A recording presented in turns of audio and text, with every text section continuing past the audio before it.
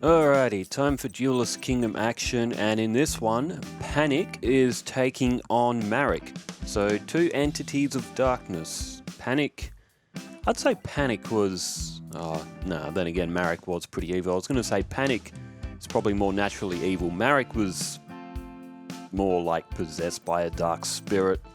When you look at it that way, he was still good inside, but on the other hand, the evil Marik, he was pretty evil. He was a lot more evil than PaniK. Although PaniK did try to basically turn Yugi into a smouldering pile of ash, so the argument is still valid that PaniK may have been a little bit more evil. I mean, they're both pretty bad, so what started off here? One Day of Peace. That's an ironic card, given the background nature of these two. One Day of Peace.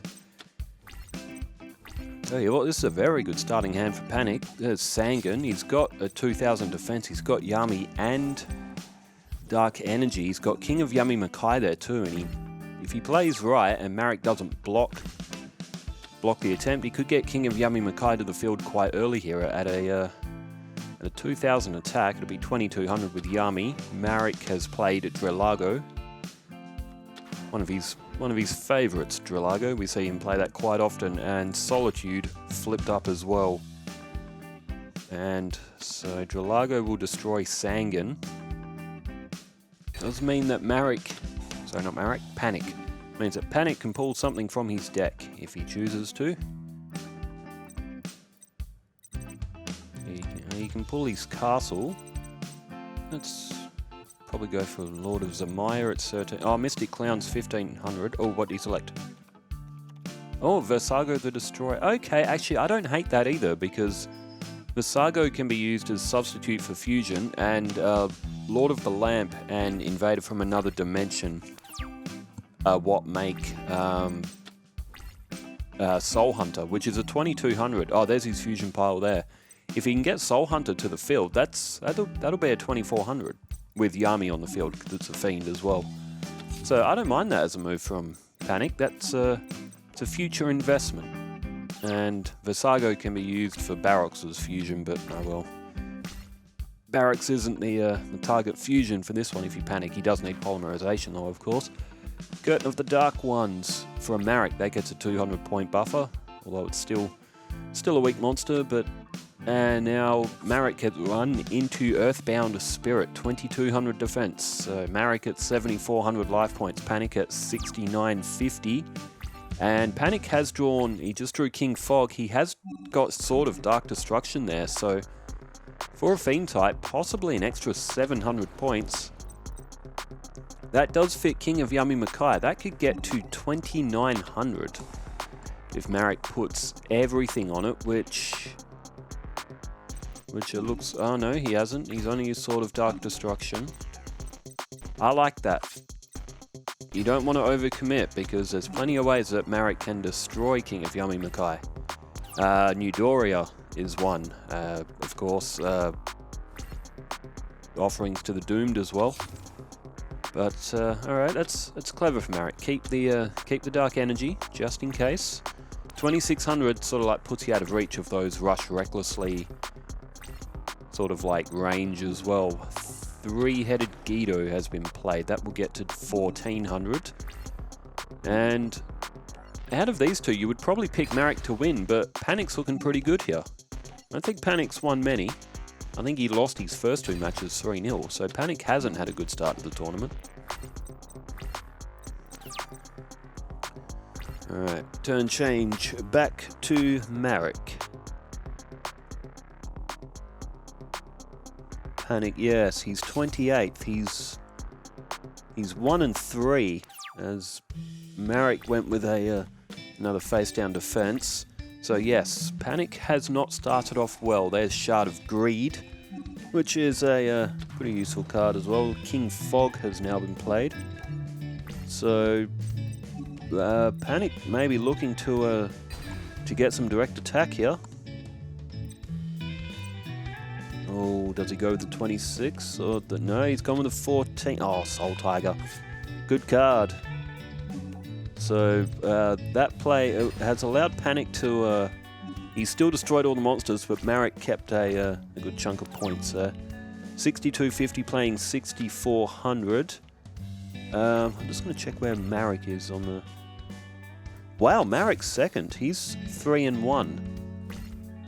So Marik has had a very good start. In fact, he will go equal first with Rebecca if he wins here against PaniK. And given the way that PaniK is really piling on the pressure now, so Lord of the Lamp has just been played. There's Dark Energy now as well. That goes on to Lord of the Lamp. And he goes to attack with the Lord of the Lamp, so 26 and 14 is 4,000. Plus the 12 would be 5,200, so Marik should have 1,200 life points at the end of this. Of all these attacks, yep, it will be 1,200. And I tell you what, he is well in range of losing. In fact, Marik, if PaniK attacked with King Fog, he may have won it on that turn.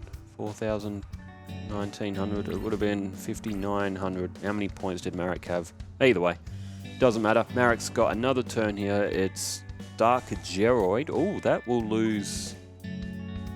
Make something lose 800 attack. King of Yummy Makai, with the effect of Yami and Sword of Dark Destruction, is now weaker than its original 2,000. Marik went with a face-down spell or trap as well. He's now gone after King Fog.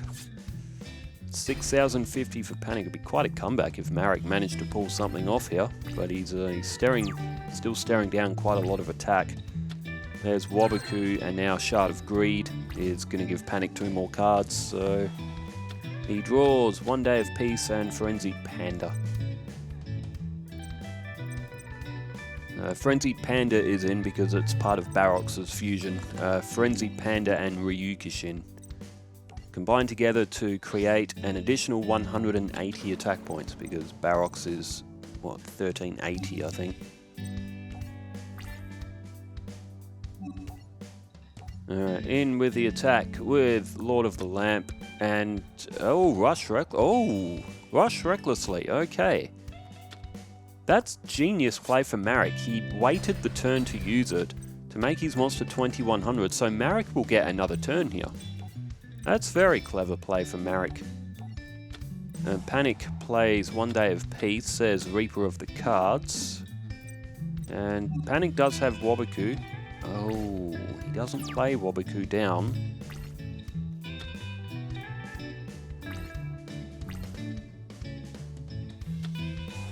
And Marik's played Monster Reborn. Oh, what's been destroyed here?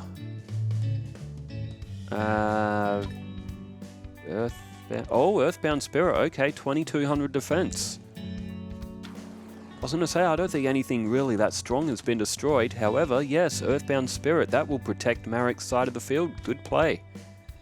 PaniK has used I think all of his equipped cards. I think he's got 2. He's got Yummy. He would have a Rush Recklessly somewhere in his deck, but defensively, Marik may be okay. There's 7 Tools of the Bandit. That was a very smart play from Marik. And now it's up to PaniK here to try and get back the advantage. He'll destroy Dark Geroid. Marik still taking a chance not playing his Wabaku down, but he's got Reaper of the Cards there as well. That would get to 2,180 defense as well, I guess, if Marik needs it. Oh, Yugioh Friendship. We haven't seen that yet. Oh, and there's Unity as well, so... Oh, wait, hang on. Doesn't Unity need to be in the hand for that to... Or do you get a prompt saying Unity in hand? Play on... I'd need to read Yugioh's effect. There it is. Shake hands with your opponent. I thought Unity needed to be in hand... Oh, unless Marik can't select. No, I'm going to be honest. It's actually the first time I've ever seen that card played. So I'm not exactly 100% sure how to describe how it works. But anyway, PaniK accepted the handshake. 35-25 now for each player.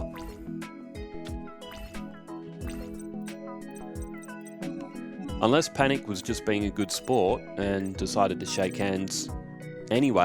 I thought Unity needed to be in hand.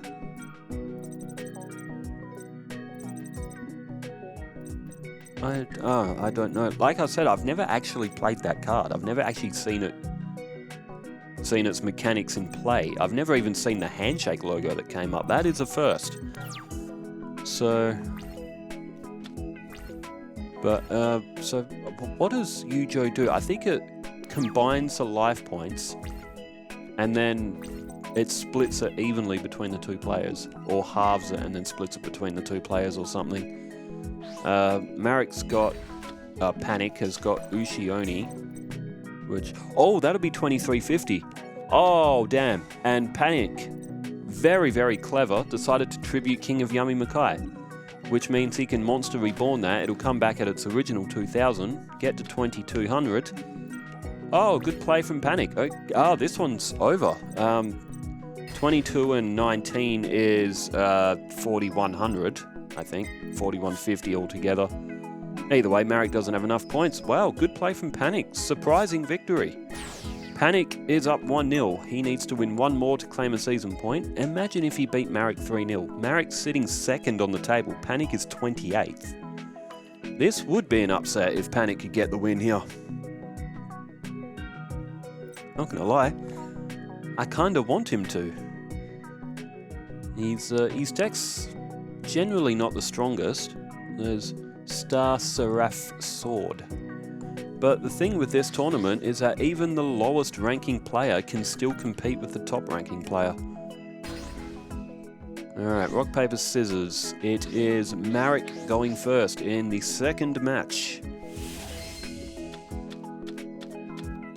And Helpolymer. Helpolymer is a very, very devious card. You do not want that in your opponent's graveyard if it's been destroyed by battle. It can do a lot of damage to you. But Marik has started off with Dralago. I think he started off with Dralago in the last game too. Doesn't set Rush recklessly, but 1600, it's not a bad start.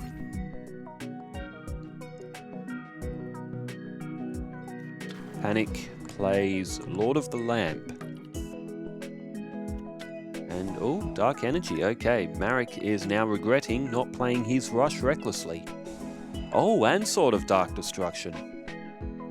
Marik is really regretting not playing his Rush recklessly now, or setting it to the field.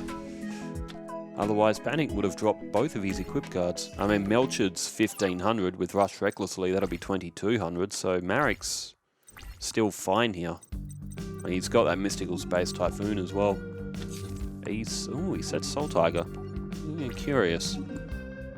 Didn't need to do that, Marik. You better hope that PaniK doesn't play Yami. That will put Lord of the Lamp at 2300. I mean, Mystical Space Typhoon is still there though, so...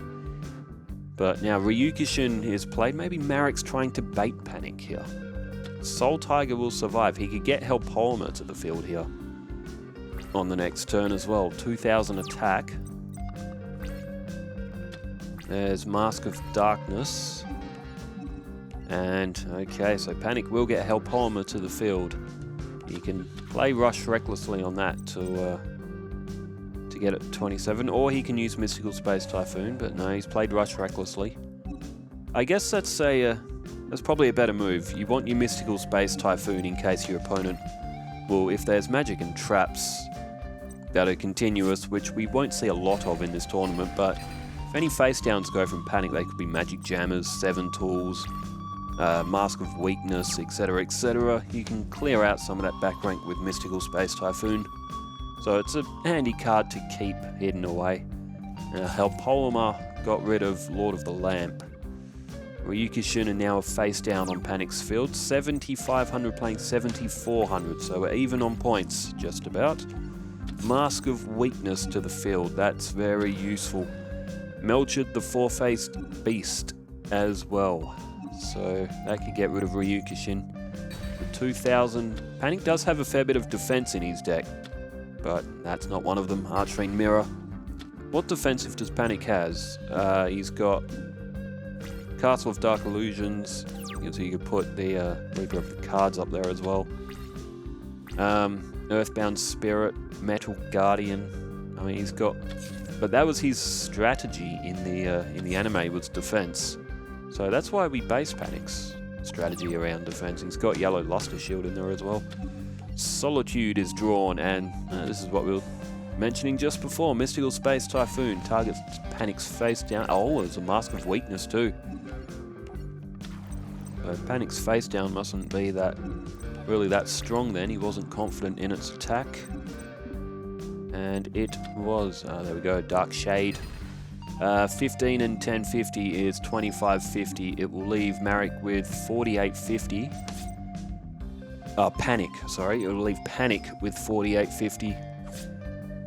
And I tell you what, Marik's looking good. He's looking very good for this second match.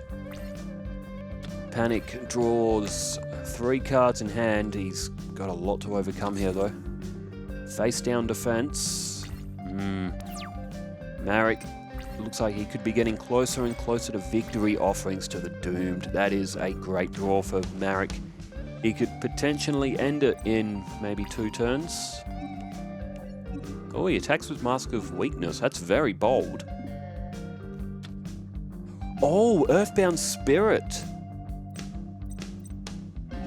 Wow. Why did Marik attack with... Oh, that's why he attacked with Mask of Weakness. Offerings to the Doomed, of course, it is quick play. Oh, will this will end... Will this end the match? 35, 45, 45, 50. Oh, only... No, PaniK's gonna have 300 life points.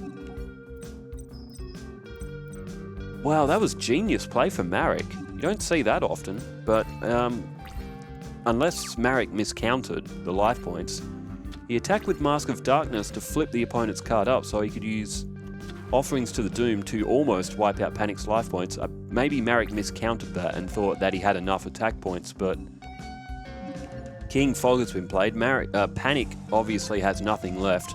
Mask of Weakness has lowered King Fog. PaniK went in for the attack just for the hell of it. Well, decisive victory in that second one, and I know I keep mixing their names up. Marik, PaniK. They both end with K, and they both have an A as the second letter, and an I as the fourth letter. So they're easy to mix up, easy enough to mix up.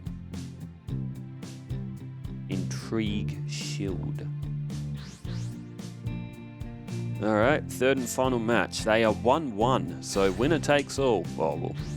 Yeah, winner takes the season point. The bonus point, 3-0 bonus point is off the table, so if they have both won one match each for, and now we will get the tiebreaker for the season point. There's the Shadow who controls the dark, Baron of the Fiend's Sword. The Yellow Luster Shield is played. Useful card to draw early on, because if PaniK draws his defenses, they get a 300 point buffer. Baron of the Fiend's Sword with Rush Recklessly would get to 2250 as well, which is also quite strong. But if PaniK plays that, he's then got no cards in his hand. Marik starts off with Revival Jam. A little bit of strings in this deck as well. Well, Marik played Revival Jam. And in fact, Marik had a bit of a fusion deck. He had a little bit of everyone's cards in his deck.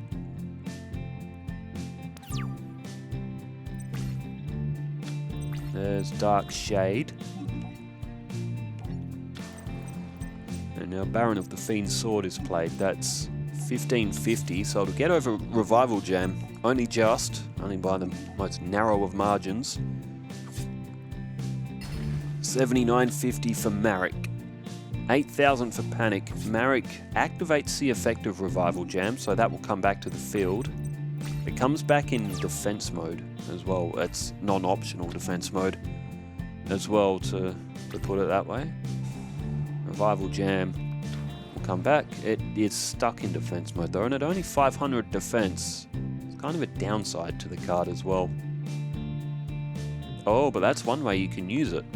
You can tribute the Revival Jam. Oh, and for Hell Polymer again, it's a great card. If it's destroyed by battle, your opponent will keep losing a card out of their hand. Now, Helpolma's gone in for the attack. Marik's really got no choice. He has to activate Rush recklessly. He doesn't want to lose Baron. He's got a Magic Jammer there as well, which can stop Monster Reborns and offerings to the Doomed and all that. Well, Marik's field is empty, and PaniK is looking good here. He's looking very good. There's Metal Guardian. Good defense if you want the defense. No, Marik plays Dark Shade. So 25-50 altogether. Marik is going for the life points. If he went for Metal Guardian there, he would have had, what, 24-50 on defense. That would have been quite tough for Marik to get over, but Marik does have, because he was the owner of the Winged Dragon of Ra, he did get some beefy worms that you never got to see in this era, but it's kind of the replacement for Winged Dragon of Ra. Now, Helpolma's effect, that has thrown Metal Guardian to the graveyard.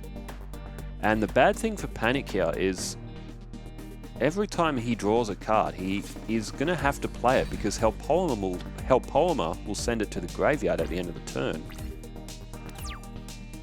But I think the opponent, I think PaniK would have to attack for that effect to activate. I think. I would have to read Helpolma's effect, but I think that's how it works. Baron of the Fiend's Sword, Castle of Dark Illusions was played down. But that means it's very difficult for PaniK to try and strategize an attack here. At the end of the opponent's battle phase, if this card is in the graveyard because it was destroyed by battle, make your opponent discard one random card. So basically, PaniK's not going to be able to sit tight and build up the cards in his hand, so he may actually be in a bit of trouble here. Even though he's got the stronger monster to the field. Oh, Monster Reborn. Oh, and PaniK. He's got Magic Jammer on the field, but Helpolma is going to send cards from PaniK's hand to the graveyard. So, PaniK can't actually use that Magic Jammer because of Helpolma's effect. Wow, that's a niche little kind of play. Marik doesn't know that PaniK has a Magic Jammer, but that is actually what's happening here. Because if PaniK doesn't play, if he doesn't put Lord of the Lamp down, it's going to go to the graveyard.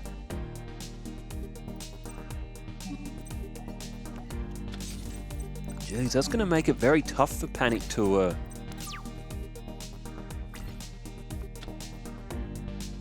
Oh, well, that time Helpolma's effect didn't spring up. It doesn't state in the card that you have to attack or something, but oh, maybe it's because there were no cards. Oh, maybe it's because there are no cards in PaniK's hand. Maybe that's why Helpolma isn't popping up. I need to check. I read the card text just a minute ago. I didn't say the opponent had to attack. I'd say it's because there's no cards in hand. But Marik has tributed Metal Guardian for a face-down defense. Curious. Oh, there's Fiend's Mirror.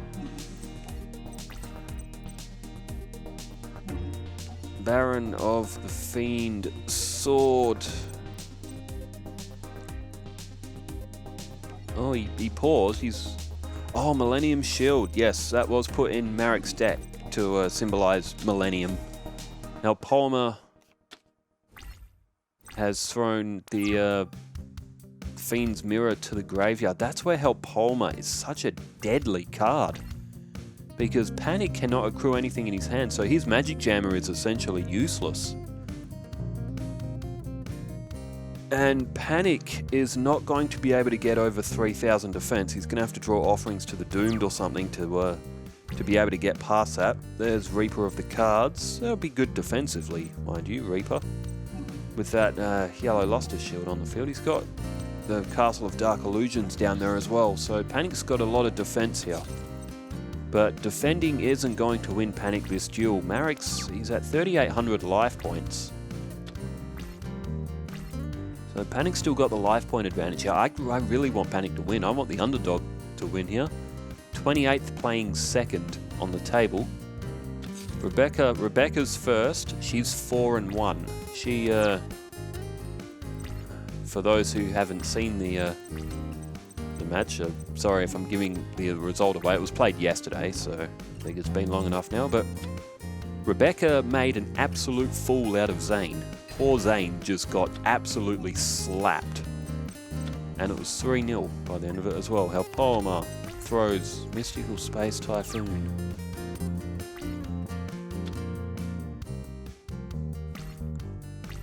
PaniK may have been better putting that on the field, but oh, he probably should have, because now Shard of Greed's down. But if you PaniK, you also don't want to clog up your back rank as well. There's Frenzied Panda. God, PaniK's stuck here, man. He's just gone straight to his end phase. Oh no, he's played Frenzied Panda. Man, Palmer has done so much damage in this match. If Marik gets that out quick and it gets destroyed by battle by the opponent. Hey, Skull Mariner. We don't see that very often. That's to symbolize the boat that Marik was on. That's why we put that in the deck. 50 points off. PaniK down to 6,300. Baron of the Fiend's Sword, which had been on the field since pretty much almost the start of the match, is finally gone. There's Polymerization. And PaniK sets Polymerization down.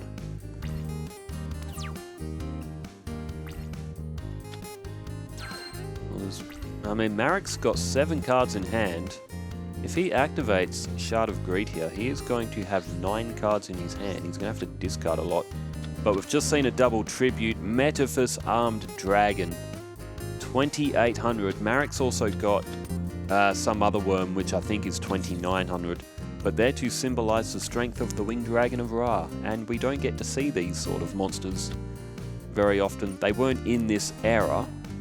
Like, the cards weren't released in this era, but we haven't specifically built the tournament exactly out of just Duelist Kingdom era cards. We've used the characters, we've used based of a fusion between their... oh, the first sarcophagus. Marik's drawn Job Change Mirror. But the decks are built off a fusion between what they would use in other games, what they used in the anime during, around Duelist Kingdom, with a slight influence of Battle City and of course the GX characters of their decks, but also built in such a way that they should all be very competitive with each other. They should all be very even. But it's played with like a Duelist Kingdom mentality. Normal monsters, short combos, many turns elapsing in a duel instead of being able to end it in the first 5. So the first sarcophagus. Now, PaniK does have Reaper of the Cards, and he may actually have to flip that up to get rid of the first sarcophagus, because if he doesn't, Marik is going to have another 2,500 attacker on the field. Melchard has targeted Frenzied Panda. PaniK will have to flush a few points if he flips up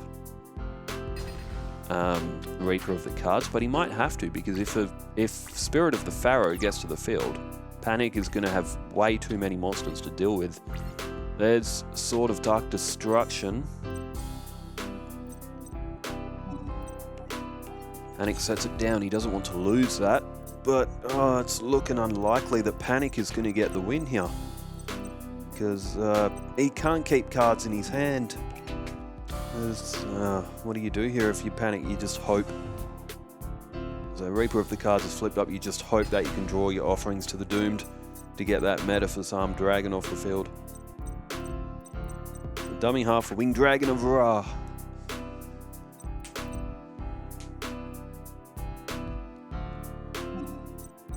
He decides not to activate his Sword of Dark Destruction. He could have powered up Reaper to get rid of Melchard there, but he didn't. But if he draws, so if he gets like Yami, draws King of Yami Makai. Uh-oh. New Doria. If this card is destroyed by battle and sent to the graveyard, target one monster on the field and destroy it. There's... oh, Yugioh Friendship. Shake hands with your opponent. He selects no this time. There will be no handshake. Oh, there's Unity. Okay. Oh, hang on. 1250. Okay, the life points are... ugh. Man, there is no way. If I was playing that card in the real card game back in the day, there is no way I would have got that effect right. There's Judgment of the Pharaoh. If Yugioh is in your graveyard, I did not. What? Oh, Marik's lost life points. What's happening? I don't know what's happening. 25-25 for Marik. 50-50 for PaniK. We don't see life point amounts like this very often. I don't know what Judgment of the Pharaoh does. But it's cool because it's in Marik's deck and he doesn't like that friendship pack, so it's ironic that it's in his deck. New Doria attacked Reaper. Ah, clever. Okay, so he's destroyed it himself to attack PaniK's face down. Oh, now offerings to the doomed. Oh, okay, 28 and 15. That's 4,300. That's going to leave PaniK with 750 life points. Marik's got 2, 3, 4, 5. I wish Marik had another 10,000 life points so he could have 1, 2, 3, 4, 5 life points. That is, how many times would you ever see that in Yu-Gi-Oh? Marik with 2,345 life points. You can't forget the 5. Imagine if he lost 2,300 life points and he had 4,500 life points. It's always a fun match with PaniK because you never know what life point amount you're going to end up with. He's drawn polymerization, so unfortunately PaniK is going to pick up a 2-1 loss. But wow, this match was very, very wacky. Very, very random. But there it is. Marik has won 2-0, which overall that was a pretty fun match. I quite enjoyed that. It was different. But all right, so Marik wins 2-1. He goes equal with Becca. PaniK stays, unfortunately, down near the bottom end of the table. There is another match coming up after this one as well. It's Bandit Keith and Duke Devlin. And when you talk about random matches, when it comes to Duke Devlin, you never know what's going to happen.